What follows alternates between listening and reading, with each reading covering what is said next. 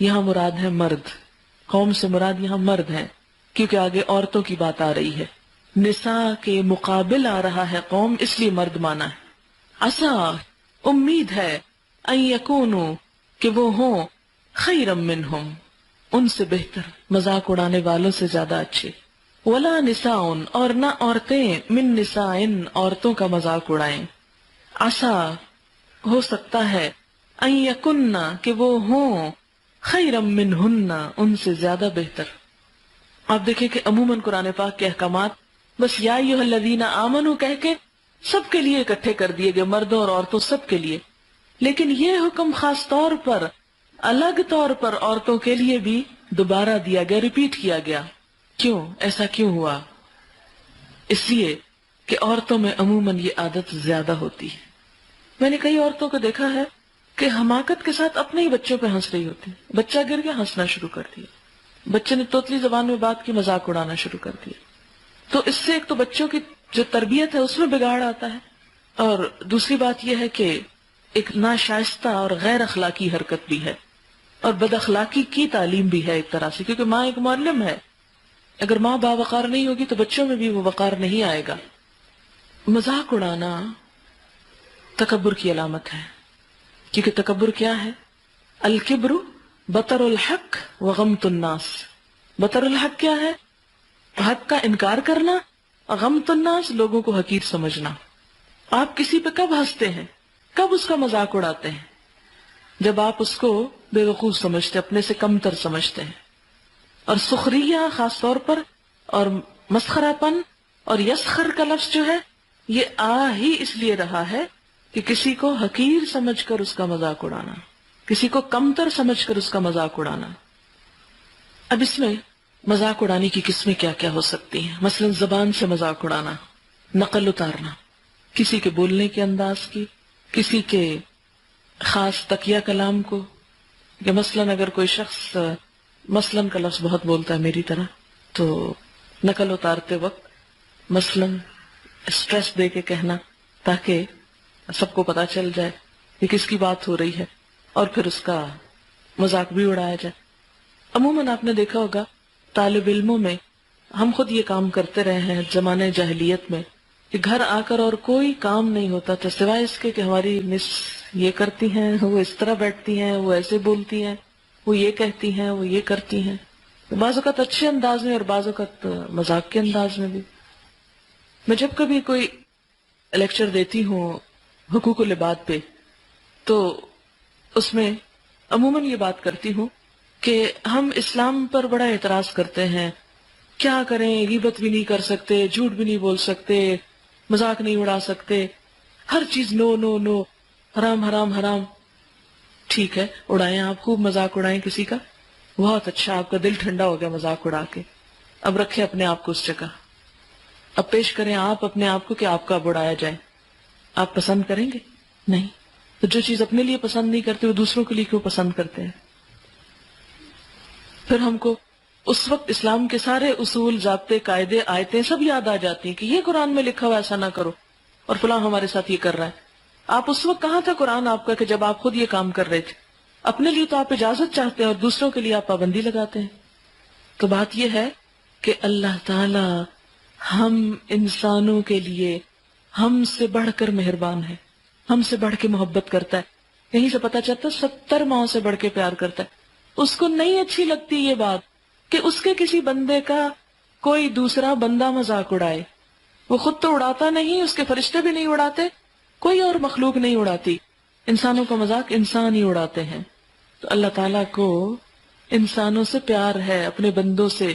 اسے نہیں پسند کہ دوسرے انسان اس کے بندوں کا مذاق اڑائیں، اور خاص طور پر جب وہ بندہ بیچ میں بھی نہ ہو، سامنے بھی نہ ہو. اور پھر آپ دیکھیں کہ جب کسی کا مذاق اڑایا جاتا ہے اس کو تو نہیں پتا چلتا بعض اوقات، یا اسے تو خبر بھی نہیں ہوتی کہ کون اس کے بارے میں کیا کہہ رہا ہے، یا کس انداز میں اس کا ذکر کر رہا ہے. اس کا تو کچھ بھی نہیں بگڑتا سوائے اس کے کہ کوئی دوسرے کو اوپینین اس کے بارے میں برا ہو جاتا ہے. لیکن اپنا تو سوچیں کہ ہمارا کتنا کچھ بگڑ جاتا ہے، ہمارا کیا اخلاق لوگوں کے سامنے آتا ہے، ہماری کیا پکچر بنتی ہے کسی اور کے سامنے. اب مشکل یہ کہ سارا معاشرہ ہی اس لپیٹ میں، اس لیے کوئی کسی کا مذاق اڑا رہا ہو تو وہ بھی برا لگنے کی بجائے اچھا ہی لگتا ہے کہ واہ واہ اس میں تالیاں ہوتی ہیں اور خوشی کا اظہار کیا جاتا ہے. تو اس سے کیا پتہ چلتا ہے کہ چونکہ انما المومنون اخوۃ ہے نہیں، اخوت ہی نہیں ہے، مسلمانوں میں باہم محبت ہی نہیں ہے، پھر جو چاہیں کسی کے ساتھ کریں، جتنا چاہیں کسی کا مذاق اڑائیں. جب دوسروں پر ہو تو بہت اچھا لگتا ہے، لیکن جب اپنے پر ہو تو انسان کے لیے بعض اوقات ناقابل برداشت ہوتا ہے، اور بعض اوقات وہ بڑے بڑے فساد کا موجب بنتا ہے. پیچھے چونکہ کہا کہ اگر لڑائی ہو جائے تو صلح کراؤ، اب اسباب بتائے کہ لڑائی ہوتی کس کس بات پر ہے. اس میں نمبر 1 مذاق اڑانا ہے. اس میں ایک اور بات یاد رکھیں کہ زبان سے کسی کا مذاق اڑانا نمبر 1. نمبر 2 کسی کی نقل اتارنا، خواہ اس کے لباس کی ہو، خواہ اس کی چال کی ہو، خواہ اس کی بولنے کی ہو، خواہ اس کے تکیہ کلام کی ہو، یا اس کی طرف اشارے کرنا. مثلا اگر کسی کا ہزار بند لٹک رہا ہے اور دوسرے لوگ متوجہ نہیں تو اشارہ کر کے نہ دیکھو وہ کیسے بیٹھا ہے، اس کی فلاں چیز نظر آ رہی ہے. یا کسی کے چہرے پہ یا لباس پہ کوئی داغ ہے تو اس کی طرف لوگوں کو متوجہ کرنا، یہ بھی مذاق اڑانے میں آتا ہے. اس کے کسی کام یا اس کی شکل و صورت یا لباس یعنی ڈریس کے اوپر کوئی نقص نکالنا یا عیب کی نظر سے دیکھنا یا لوگوں کو توجہ دلانا، یہ سب دوسرے کو حقیر کرنے میں یہ چیز شامل ہو جاتی ہے. اس سے سوال یہ پیدا ہوتا ہے کہ کیا کسی چیز میں بھی کسی کی کوئی نقل نہیں کر سکتے، کاپی نہیں کر سکتے؟ مثلا اگر آپ کسی کی نقل کرتے ہیں کسی اچھائی میں، کسی خوبی میں، تو کیا اس کی اجازت ہے؟ اس کی اجازت ہے. اب ہمیں کیا کہا گیا؟ لقد کان لکم فی رسول اللہ اسوۃ حسنہ، نبی صلی اللہ علیہ وسلم میں اسوہ حسنہ. اب کیا ہوتا ہے کہ صحابہ کرام کی کوشش یہ ہوتی تھی کہ ایک ایک چیز میں آپ کو کاپی کریں، اور وہ اس پہ کمپیئر بھی کرتے تھے کہ فلاں شخص جو ہے شکل میں آپ سے بہت ملتا ہے، فلاں بول چال میں آپ سے بہت ملتا ہے، فلاں اس انداز میں آپ سے بہت زیادہ مشابہت رکھتا ہے. اور صحابہ کرام کی کوشش بھی ہوتی تھی. تو کسی اچھے سٹائل کو اپنانا یا اس کی نقل کرنا وہ تحقیر کے لیے نہیں ہوتا، وہ تو تعظیم کے لیے ہوتا ہے.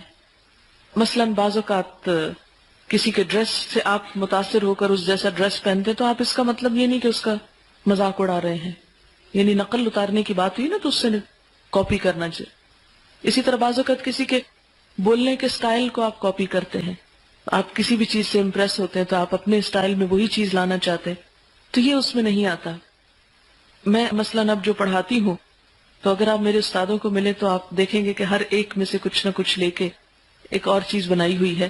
کسی کے بولنے کا انداز، کسی کے عربی پڑھنے کا انداز، کسی کی کوئی اور چیز. تو لازمی طور پر انسان اپنے بڑوں سے سیکھتا ہے. آپ نے دیکھا ہوگا کہ بچے اسی ٹون میں بات کرنے لگتے ہیں جس ٹون میں ماں باپ کرتے ہیں. تو یہ نقل کا جذبہ بچپن سے ہی انسان کی انسٹنکٹ میں ہی ہے، جبلت میں ایک طرح سے، اور یہ سیکھنے میں بڑی مدد دیتا ہے. یہاں پر اسلام کیا کر رہا ہے؟ اسے ایک پازیٹو رخ دے رہا ہے. صرف اتنی سی بات ہے کہ ایک مثبت رخ دیا جائے، کسی کی تحقیر نہ کی جائے، مذاق اڑایا نہ جائے، نقل اتاری نہ جائے. ہاں اچھی چیزوں میں کسی کو اگر فالو کر لیا جائے، اور بعض اوقات شعوری طور پر انسان کرتا ہے اور بعض اوقات لاشعوری طور پر بھی کر رہا ہوتا ہے، تو ایسے میں کوئی ممانعت نہیں ہے، حرج نہیں ہے، کوئی گناہ کی بات نہیں. پھر خاص طور پر آپ دیکھیں کہ عورتیں عورتوں کا نہ اڑائیں، مرد مردوں کا نہ اڑائیں.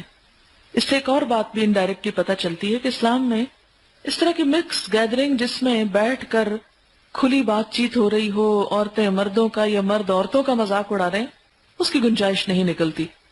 صحابہ کرام اور صحابیات کے درمیان ایسی مجلسوں کا کوئی ثبوت نہیں ملتا کہ جس میں وہ بیٹھ کر کھلی گپ شپ لگا رہے ہوں، ہنسی مذاق کر رہے ہوں، مذاق اڑا رہے ہوں. یہ جو بات اللہ تعالیٰ فرماتے ہیں نا جو پیچھے مذاق اڑانے میں، عَسَىٰ يَكُونُوا خَيْرًا مِّنْهُمْ عَسَىٰ يَكُنَّ خَيْرًا مِّنْهُنَّ، جن کا تم مذاق اڑا رہے، جن کو تم حقیر سمجھ رہے ہو، جن کو تم برا کہہ رہے، ہو سکتا ہے ان کا اخلاق، ایمان، تقوی تم سے زیادہ بہتر ہو. کیونکہ جب انسان مذاق اڑا اس کو تو نہیں پتا کہ کسی شخص کا اللہ کے ساتھ کیا معاملہ ہے، کوئی اللہ سے کتنا ڈرنے والا ہے، کتنا زیادہ اس کے اندر ایمان کا وزن ہو چکا ہے کہ وہ اللہ تعالیٰ کو سخت ناپسند ہو کہ اس کے پسندیدہ بندے کا کوئی مذاق اڑائے. جس ایک حدیث میں آتا ہے نا کہ من عادی لی ولیا فقد آذنتہ بالحرب، جو میرے کسی ولی یا میرے دوست سے عداوت رکھتا ہے تو میں اس کے خلاف اعلان جنگ کرتا ہوں. مثلا ایک شخص کافر تھا، مسلمان ہو گیا، سب گناہوں سے توبہ کر لی اس نے، وہ ایسے پاک ہو گیا جیسے ماں کے پیٹ سے آج پیدا ہوا.